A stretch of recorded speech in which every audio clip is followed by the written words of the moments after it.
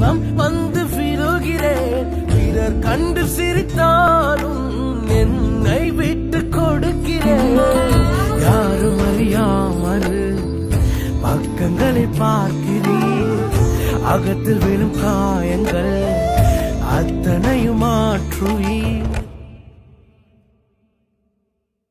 நான் திறக்கும் கதவுகள் எல்லாம் சில நேரம் அடைத்தாலும், கோபத்தால் பகைத்தாலும் இயேசு நீர் இருக்கிறீர்.